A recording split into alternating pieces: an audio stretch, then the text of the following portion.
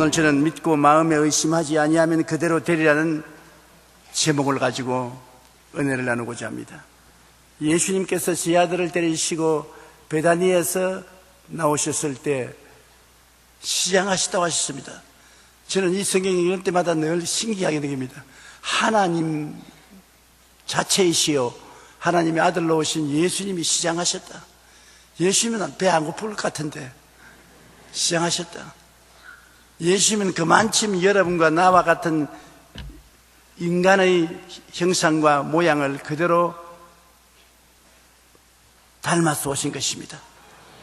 우리를 대표해서 하나님 앞에 희생제물이 되기 위해서 우리와 조금도 다름없는 인간으로 오셨습니다. 그러므로 주님께서도 아침에 배가 고프셨습니다.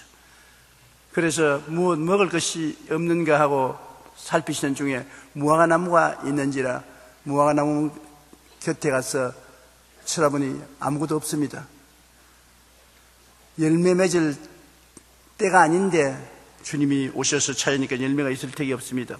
그런데 인간적으로 생각하면 이거 너무 가혹하지 않느냐 그런 생각이 나는데 주님이 뜻이 있어서 그 무화과나무 곁에 오신 것입니다. 믿음을 가르치기 위해서 오신 것입니다. 주님께서 그 무화과나무를 보시고 다시는 사람들이 너에게 실과를 따먹지 못하리라. 그건 무화과나무 보고 너무 가혹하게 하시는 것 같지만은 그 다음날 제자들이 다시 베다니에서 나오면서 무화과나무 곁을 지나는데 베드로가 보니까 바짝 말라버렸습니다. 하루 만에 말라버렸습니다. 주님, 어제 저주하신 무화과가 말라버렸습니다. 그러니까 예수님이 제 아들을 살펴보시고 하나님을 믿어라. 내가 진실로 너희에게 이르노니 누구든지 이 산들을 명하여 바다에 던지라 하고 그 말한 것을 이룰 줄 마음에 믿고 의심하지 아니하면 그대로 되리라. 단지 나는 무화과나무 보고 열매 맺지 말라고 했는데 무화과나무가 말랐는데 이것은 하나의 비유에 불과하다.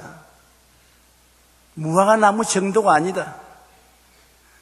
이 산들을 명하여 저 바다에 던지려 하고 마음에 그것이 이룰 줄 믿고 의심하지 아니하면 그대로 되는 권세가 사람들에게 주어져 있다는 것입니다.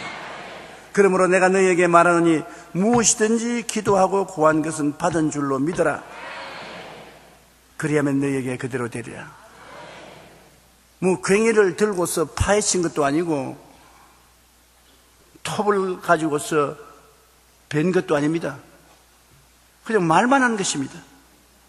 그런데 믿음으로 말을 할 때 그 믿음의 말씀과 명령 속에 엄청난 변화의 권세가 들어있는 것입니다.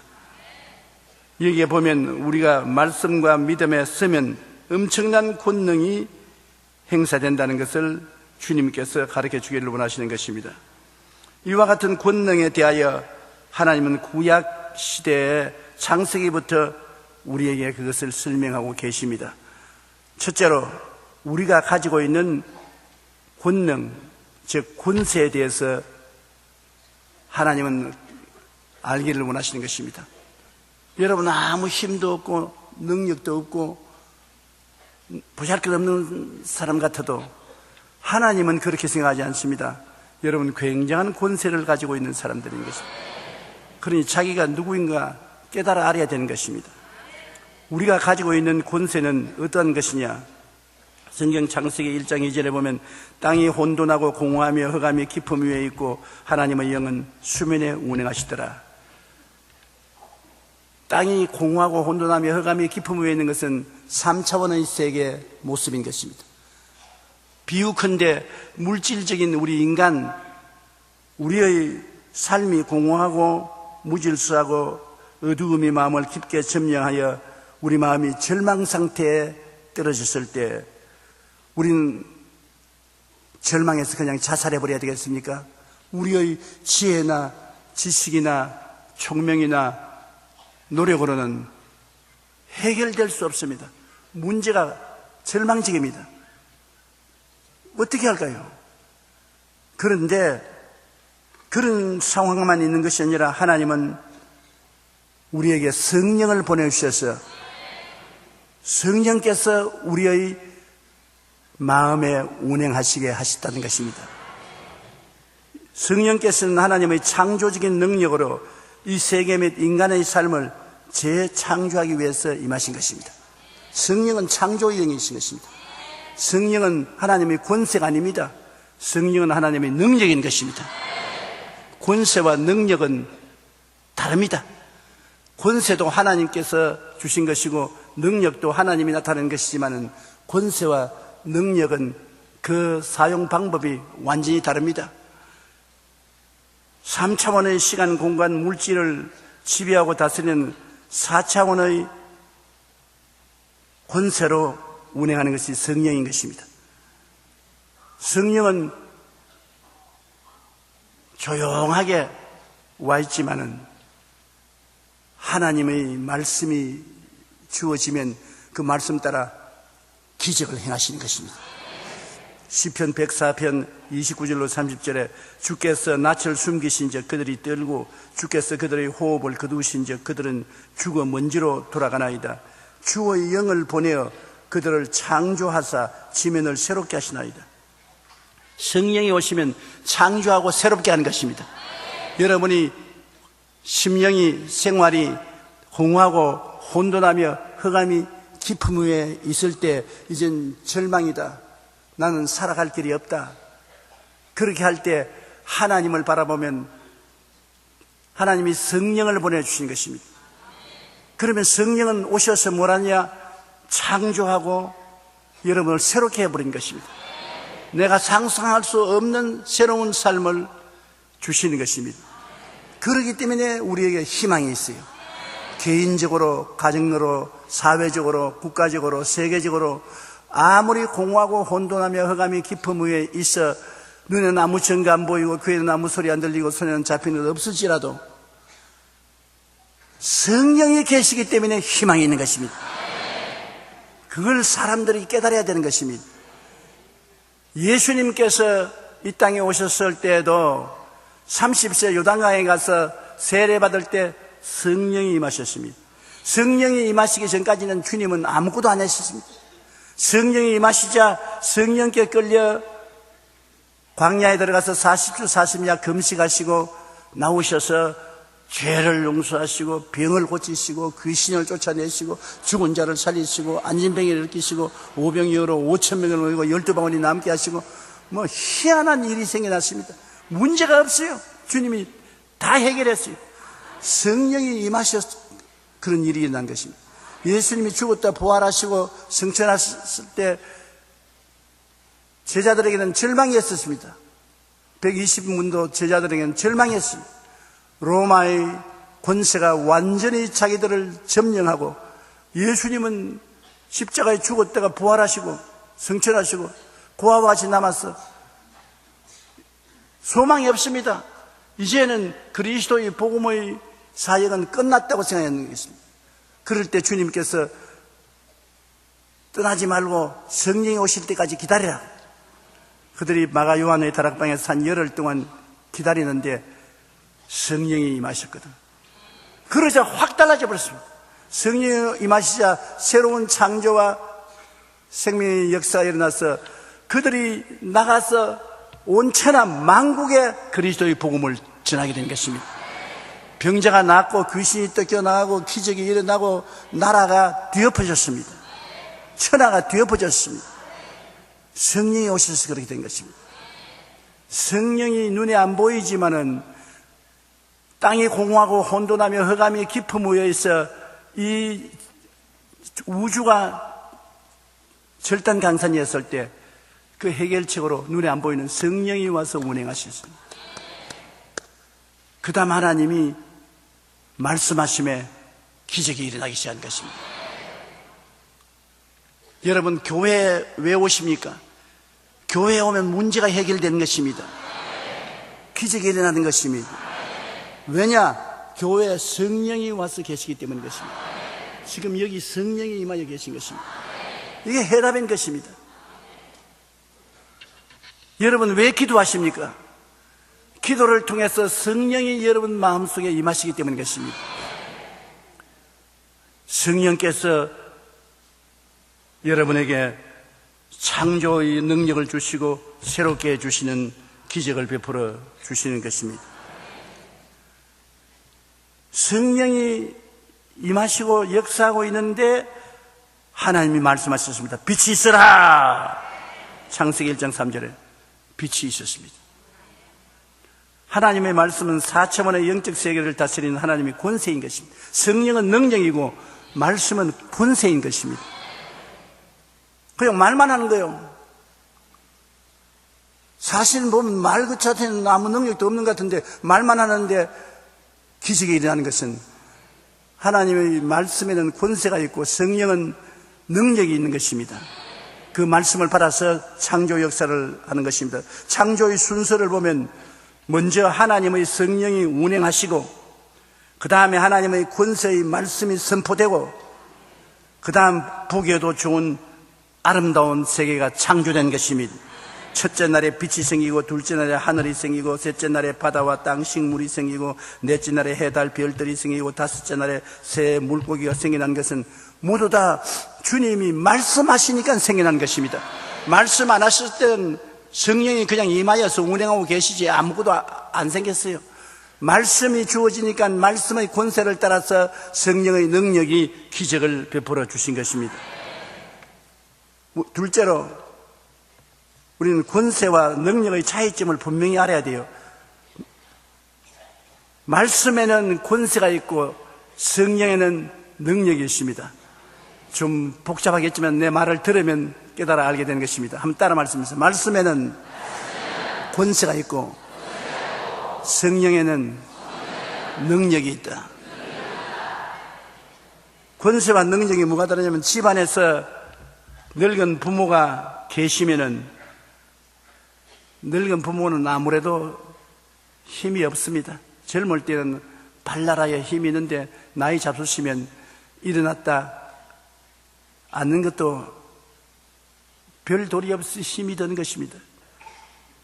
젊은 자연 힘은 능력이 있는데 능력은 헬라어로 두나미스라고 말합니다. 한번 따라 말씀해주세요. 두나미스. 그리고 권세는 아버지 어머니가 나이가 많으시라 가지고 있는데 그것은 익수시아라고 말합니다. 한번 따라 말씀해주세요. 익수시아. 더 쉽게 말하면 건축용 트럭이 얼마나 힘이 셉니까? 강력한 엔진을 다른 건축용 트럭이 건축 자재를 싣고 왱 하고 달렸는데 그거는 굉장한 두나미스를 가지고 있습니다. 다이나마이트 같은. 두나미스는 바로 다이나마이트의 원어인 것입니다. 다이나마이트는 힘인데 그걸 누가 중지시킬 수 있습니까? 막 달려오는데. 그러나 키가 좋고 왜소한 경찰관이 장난감 같은 호루라기 가지고 휴 덜컥 하고 있습니다.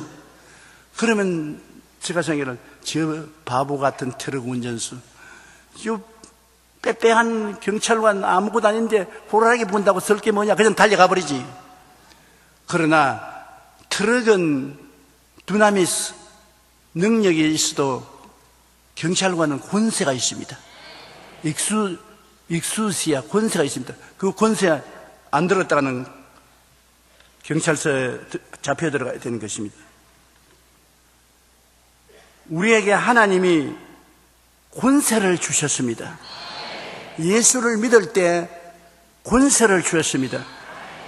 능력은 솔직히 말해서 없습니다. 능력은 성령이 가지고 계신 것입니다. 그러나 여러분 권세를 사용하면 하나님의 능력인 성령이 권세를 따라 창조를 하시는 것입니다. 창조의 역사를 할 때 말을 권세 있게 해야 되는 것입니다. 권세 있는 사람이 말을 뜨듬뜨듬하고 벌벌 떨면은 안 돼요. 요한복음 11장에 죽은 지 나흘이 되어 썩은 냄새가 나는 나사로의 무덤에 가셨을 때 예수님께서 무덤 문을 열어놓아라. 그러고 난 다음에 주님께서 의사들 데려와서 빨리 주사 놔라. 닝게로 놔라. 혈압 재어보라. 그렇게 했나요? 근데 예수님께서 썩은 냄새가 나는 나사로의 시체를 향해서 말씀을 하셨는데 굉장히 권세 있게 했었습니다. 나사로야, 나오라!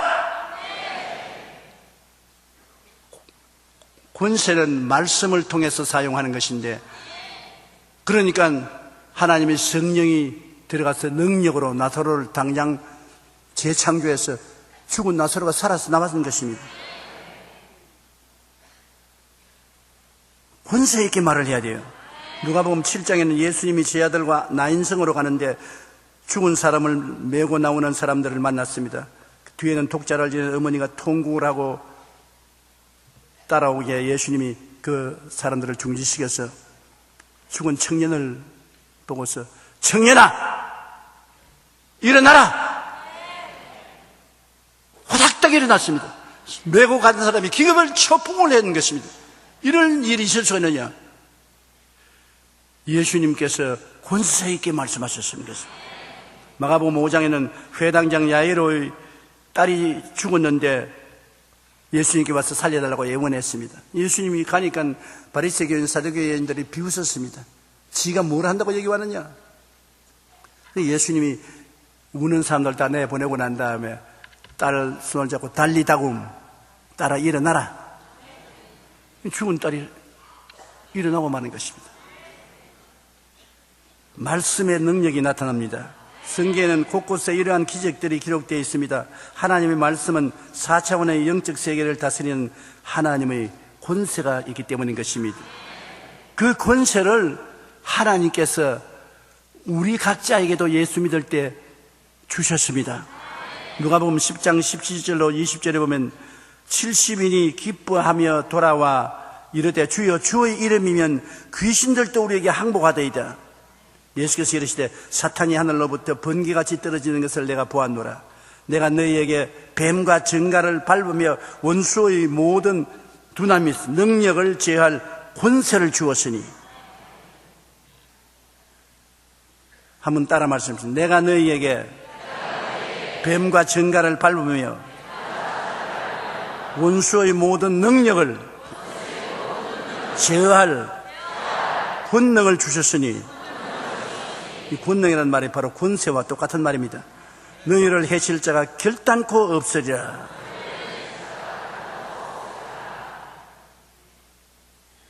제가 말한 거 아닙니다. 주님이 말씀하는 것입니다. 주님이 여러분에게 권세를 주신 것입니다. 하나님이 주신 것이니 빼앗을 자가 없는 것입니다. 주님께서 귀신들이 너희에게 항복하는 것으로 기뻐하지 말고 너희 이름이 하늘에 기록된 것으로 기뻐하라 하시니라. 권세, 즉 익수시아, 로마서 13장 1절에 보면 권세는 하나님께로부터 나지 않음이 없나니 모든 권세는 다 하나님께서 정하신 바라. 하나님이 예수 믿을 때 여러분에게 하나님의 자녀가 되는 권세를 주었습니다. 권세는 느끼는 것이 아닙니다. 필링이 아니에요. 권세는 느끼지도 안 하고 등이 근질근질 하지도 않아요. 그러나 권세는 하나님이 주신 권세이기 때문에 여러분에게 주어진 거예요. 사용만 하면 되는 것입니다. 능력은 두나미스인데 물리적인 힘, 육체적인 힘을 말하는 것입니다.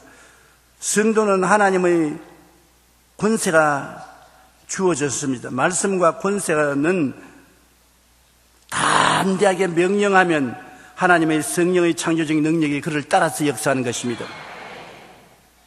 요한복음 1장 12절에 다 같이 한번 읽어보십시다. 영접하는 자, 곧 그 이름을 믿는 자들에게는 하나님의 자녀가 되는 권세를 주셨으니. 여러분 예수님을 구주로 영접했으면 아멘 하십시다. 와, 권세가 있는 자들인 것입니다. 여러분 다 권세가 있어요. 하나님의 역사는 알고 바라보고 믿고 명령하는 것입니다. 우리가 생각 속에 하나님의 생각을 받아들여서 알고 그 다음엔 바라보고 이루어진 모습을 바라보고 그 다음에는 기도해서 믿고 그 다음에는 입술로 명령하면 그대로 되는 것입니다. 한번 따라 말씀해주세요. 알고 바라보고 결과가 어떻게 되는 것을 바라보고 그 다음 믿고 명령한다. 그러면 성령이 역사하는 것입니다. 이 네 단계는 여러분 무엇을 하든지 이 네 단계를 거쳐야 되는 거죠. 기도해도 알고 기도해야지 뭣도 모르고 고함만 치면 안 돼요. 병자가 병 낫기 위해서 기도하려면 성경에 예수님이 채찍에 맞음으로 병을 짊어지고 갔다는 것을 알아야 돼요.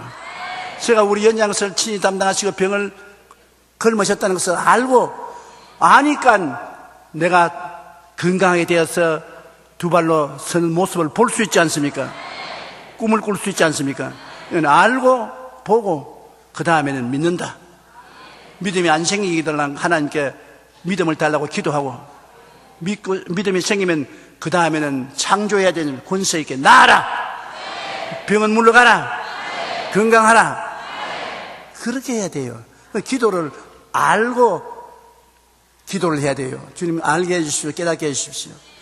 주님의 생각인 이 성경에 있으니까 주님의 생각인 말씀을 내 생각으로 읽어보고 그 다음엔 내가 알아야 돼요.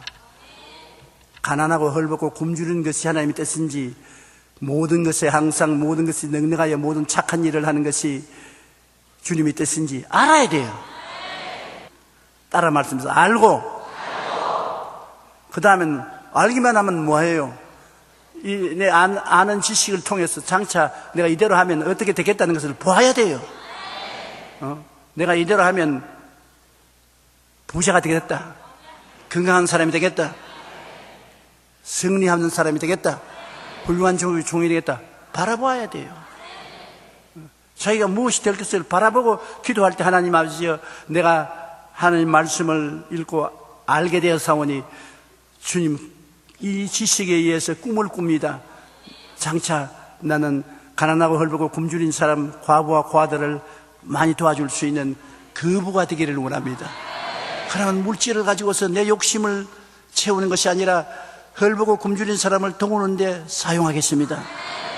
기도를 알고 해야 되는 것입니다. 알고 바라보고 자기가 부자가 될 수 있다는 것을 바라봐야 돼요. 내가 부자 되는 것이 하나님 뜻이요 11조와 헌물을 주님께 드리고 심고 그 다음에는 나는 부자가 된다는 것을 바라봐야 돼요.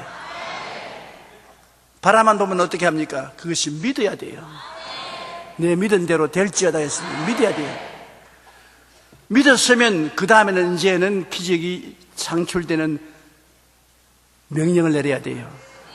그 다음에는 사업이 잘 될지어다. 기적이 일어날지어다. 장사가 잘 될지어다.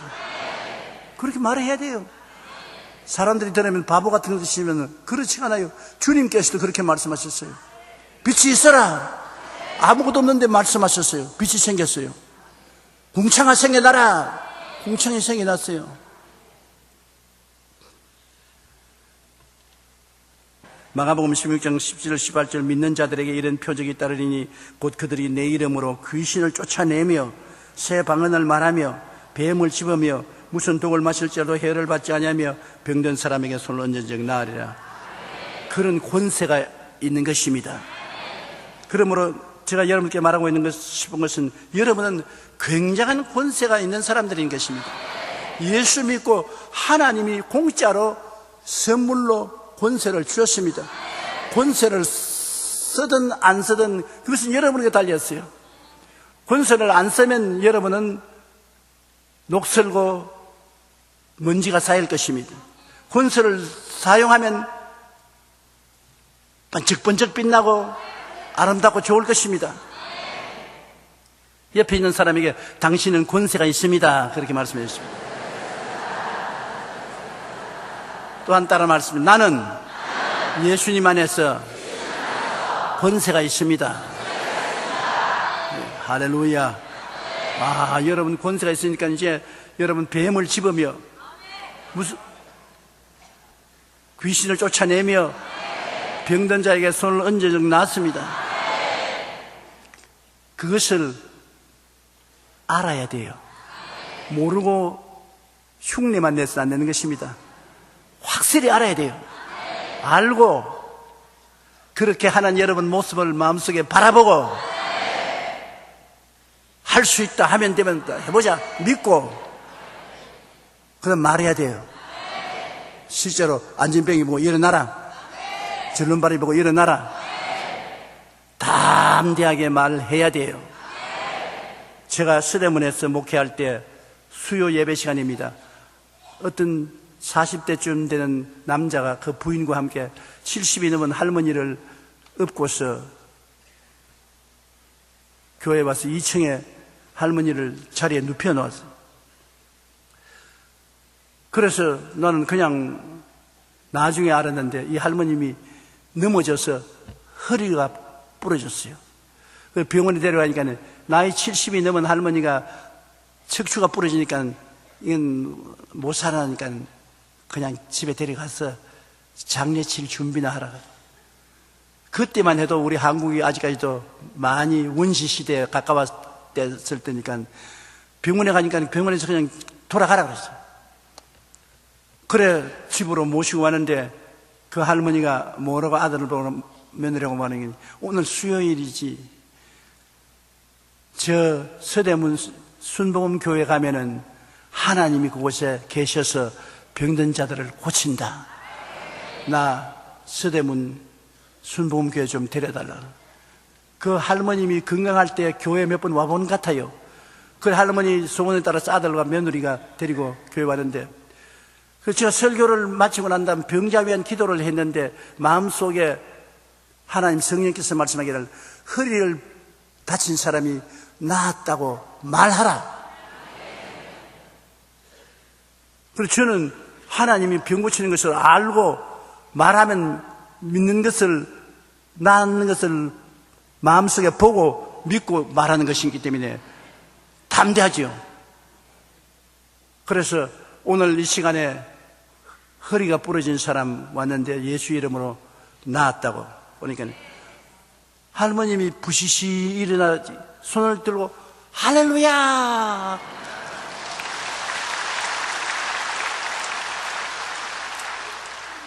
그러니까 그 옆에 있는 아들과 며느리가 막 울고 고함을 치고 야단이에요. 그리고 나중에 예배를 피라고 난 다음에 내 사무실에 왔는데 막 얼굴이 태양같이 빛나요. 그 할머니가 빛나면서 자초지정을 이야기하는데 바로 허리가 부러졌다가 나았다. 그래 어떻게 나았더냐고 물으니까 목사님이 기도할 때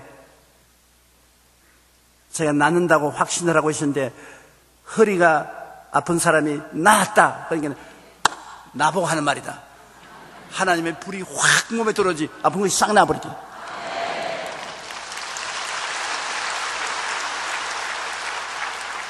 익수시아 권세는 말을 해야 권세가 되는 것입니다. 입 딱 다물고 있는 데는 아무 권세도 없어요. 그러나 권세 있는 사람은 권세 있게 말을 해야 돼요. 사정하면 권세가 아닙니다. 그건 구구라는 것이지. 권세 있게 말해야 돼요. 요사이 학교의 선생님들이 학생들을 징계하지 못하니까 애들이 선생님을 우습게 내기고 때려봐 이러니까 교육이 안 됩니다. 사랑은 권세가 있어야 되는데 우리가 학교 다닐 때는 종아리도 맞고 벌도 서고 소재도 하고 그러면서 달라졌거든요. 무조건 하고 우냐우냐 하는 것은 사랑이 아니고 방종이 되는 것입니다. 그게 자녀들에게 좋은 것이 아니라 나쁜 것이 되는 것입니다.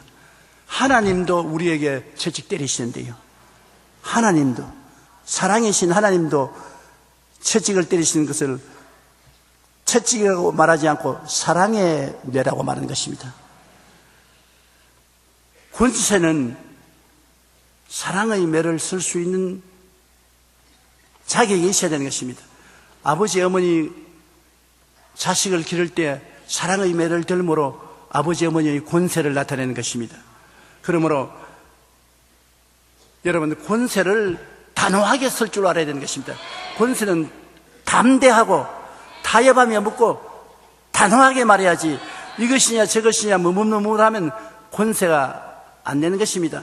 병자 보고서 병아 물러가라, 물러가라. 마귀 보고 나가다오, please 나가다오, please go out.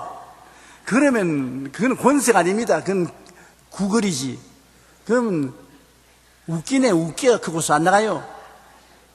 병원 보면 예수 이름으로 명하노니 일어나라, 아마 떠나가라, 관절염은 물러가라, 신경통은 떠나가라, 귀신아 물러가라.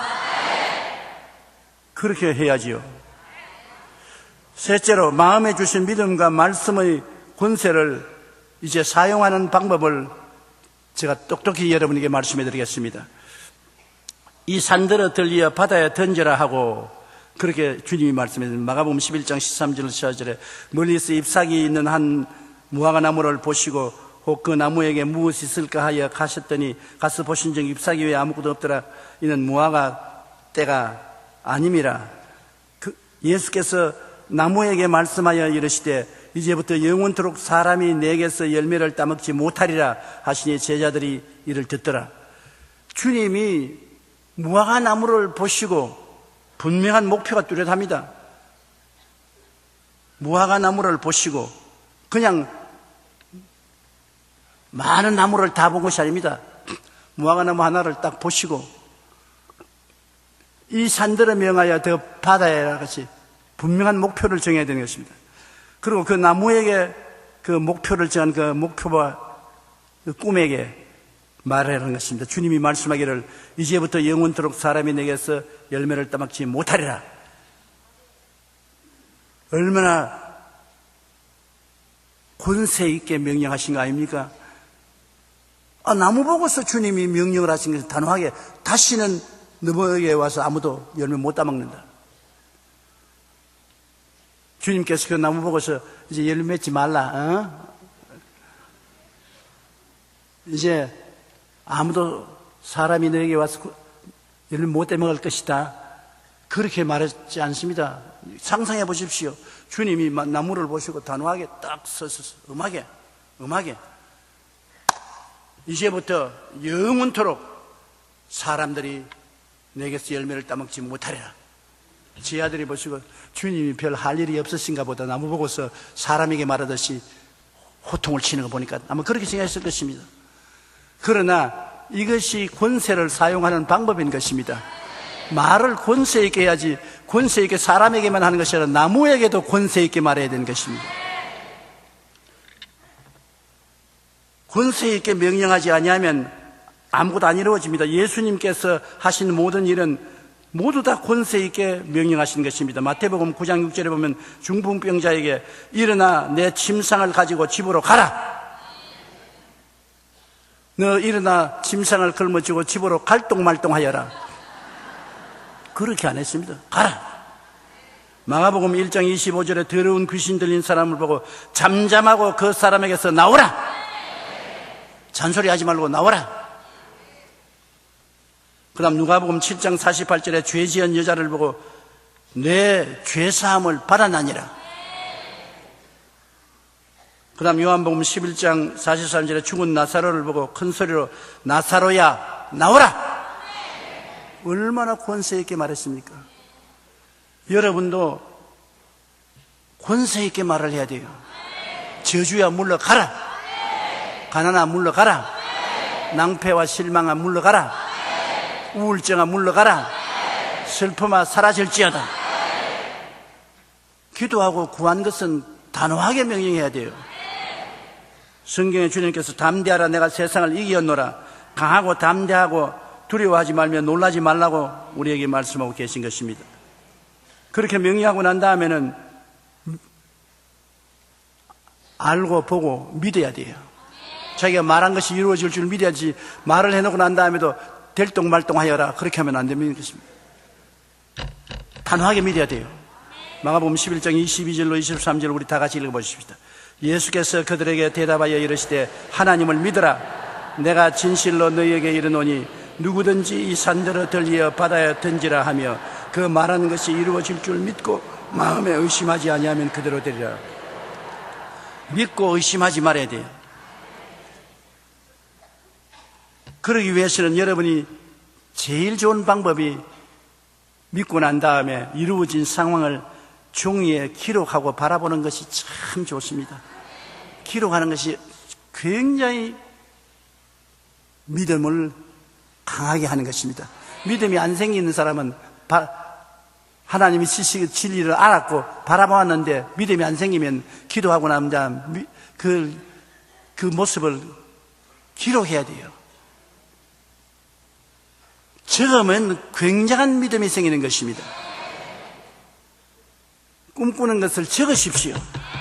믿음은 바라는 것들의 실상이기 때문에 바라는 것들을 자꾸 적어야 되는 것입니다. 그러고 난 다음에 긍정적인 입술의 명령과 고백을 계속한다. 명령을 내려야 돼요. 명령을 입술로서 단호하게 한 번 명령해서 안 되면 두 번, 세 번, 네 번, 다섯 번, 여섯 번 명령해야 돼요. 마귀를 나가라 한다고 안 나간다, 한 번 명령해서 안 나간다고 물러가면 안 돼요. 나가라, 나가라, 나가라. 계속해서 긍정적으로 계속해서 말해야 돼요. 하나님은 얼마나 우리가 긍정적으로 말하기로 하냐면 아예 이름을 바꿔버렸습니다.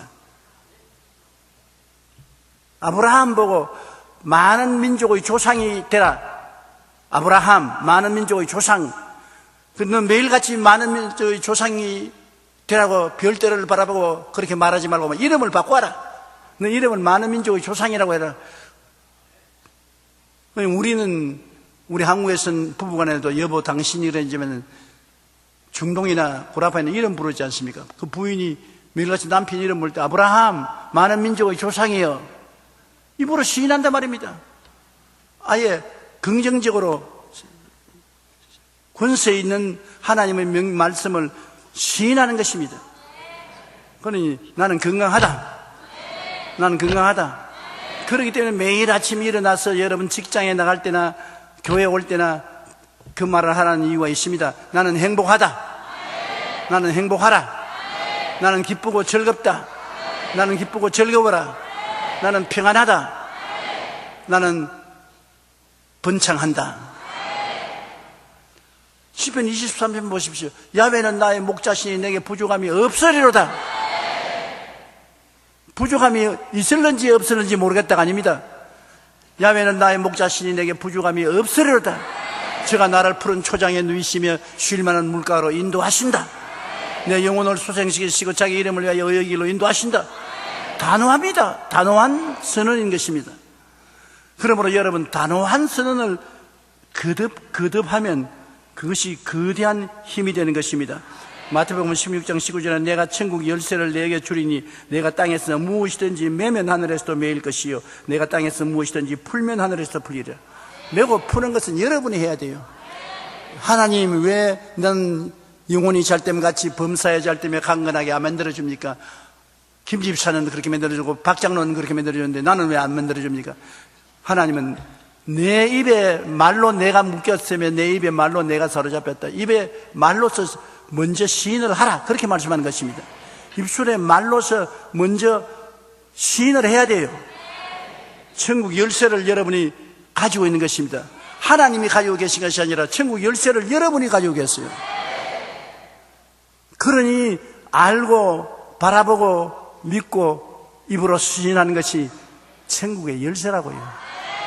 여러분의 운명을 좌우하는 열쇠인 것입니다.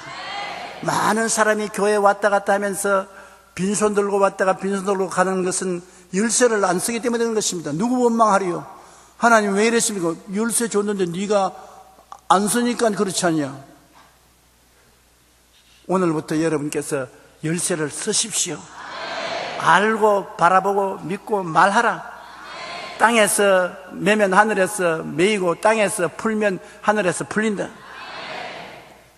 얼마나 놀라운 말인 것입니까? 이제 마지막 넷째로 우리가 이 믿음의 생활을 하는데 4차원의 영성을 사용하는데 걸림돌을 제거해야 되는 것입니다. 그 걸림돌이 뭐냐면 용서하지 못하는 마음은 걸림돌이 있는 것입니다. 이 참 중요합니다. 용서하는 마음이 없으면 우리가 하나님의 역사를 하는데 걸림돌이 되는 것입니다. 마가복음 11장 25절에 우리 다 같이 한번 읽어보십시다. 서서 기도할 때 아무에게나 혐의가 있거든 용서하라. 그리하여 하늘에 계신 너희 아버지께서도 너희 허물을 사하여 주시리라 하시니라. 기도할 때 용서하라. 네가 용서해야 하나님이 너희 죄도 용서해 주신다. 죄가 있으면 안 되잖아요. 그럼 우리가 남의 죄를 용서해 줘야 내 죄도 용서해 주는 것입니다. 에베소 4장 32절에 서로 친절하게 하며 불쌍히 여기며 서로 용서하기를 하나님이 그리스도 안에서 너희를 용서하신 것 같이 하라. 네가 예수 안에서 용서받은 만큼 너도 너 이웃을 용서해 주라. 베드로가 한번 큰 마음 먹고 예수님께 말했습니다. 주님, 나에게 잘못을 저지른 사람을 얼마나 용서해 줄까요? 하루에 7번씩 용서해 줄까요? 그러니까 주님이 베드로야 하루에 7번씩 70번 용서해 줘라. 7번 용서하려니까 77이 49, 490번 용서를 하루 종일 용서해도 490번 용서 못합니다. 그러니까 한없이 용서하라는 겁니다. 하나님이 그리스도 안에서 회개할 때 한없이 용서해 준 것처럼 너에게도 와서 잘못했다고 회개하거들랑 한없이 용서해 줘라. 그러니 주님께서 용서를 얼마나 중요하게 여기시는지 몰라요. 우리가 하나님께 용서를 구하면 하나님이 틀림없이 용서해 주는 것이지만 느헤미야서 9장 11절에 주께서는 용서하시는 하나님이시라. 은혜로우며 긍휼히 여기시며 들이 노하시며 인자가 풍부하심으로 그들을 버리지 아니하셨나이다.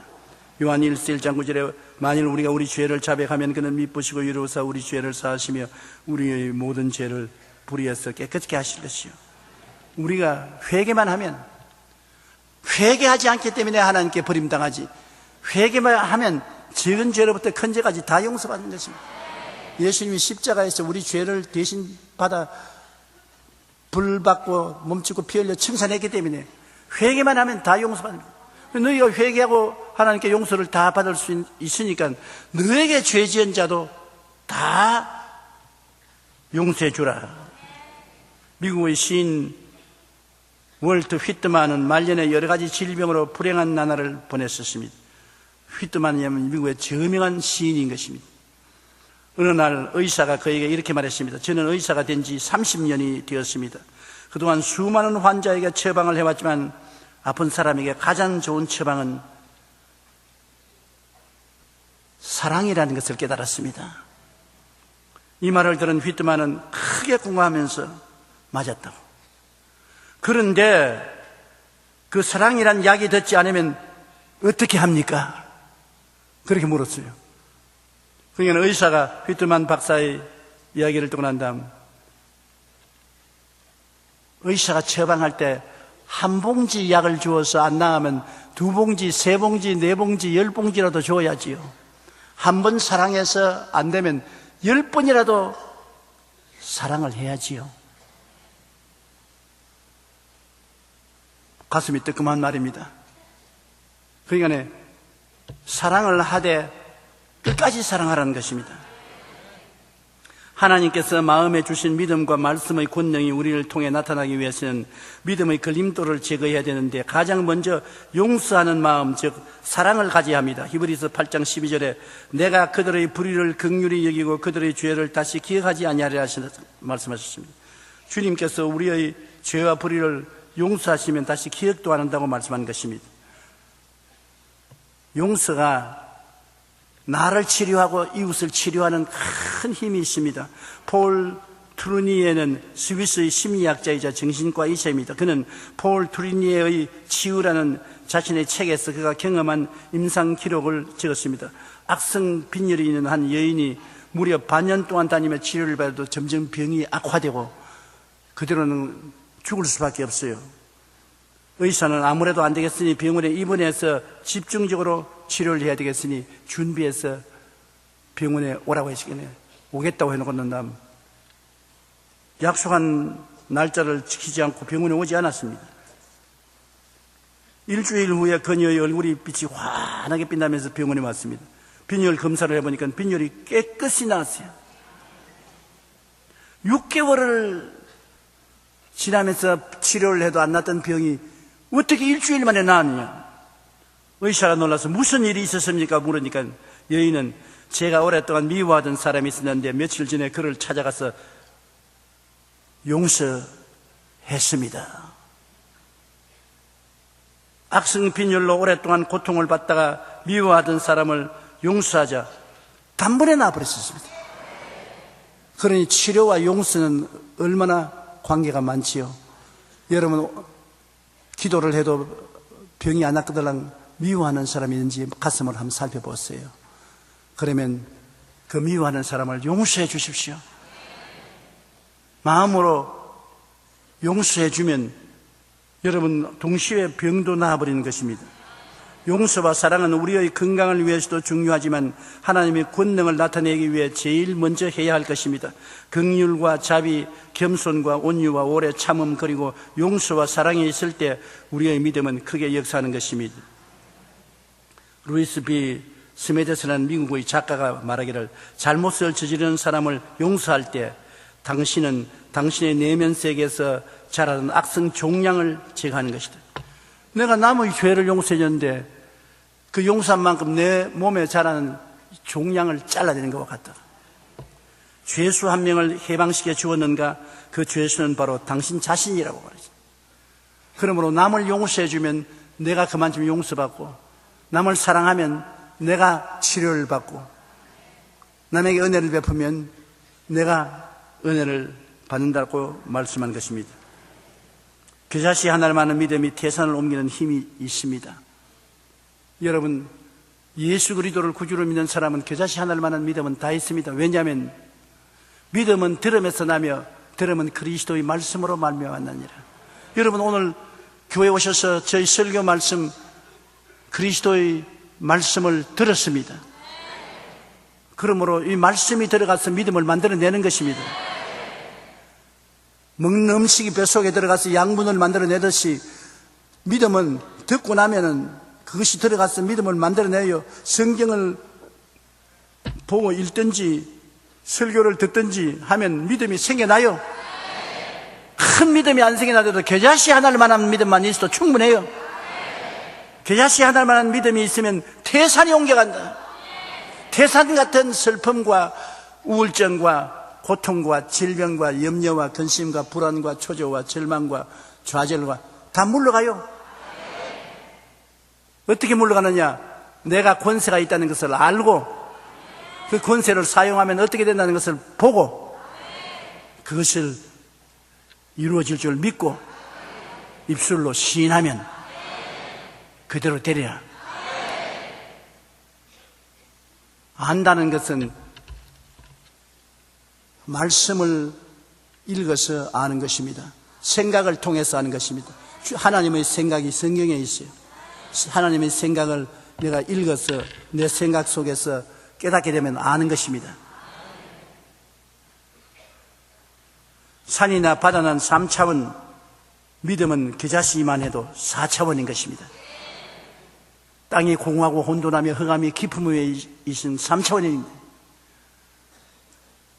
내 마음이 공하고 혼돈하며 우리 생활이 흑암이 깊음 위에서 좌절과 절망이, 희망이 없다.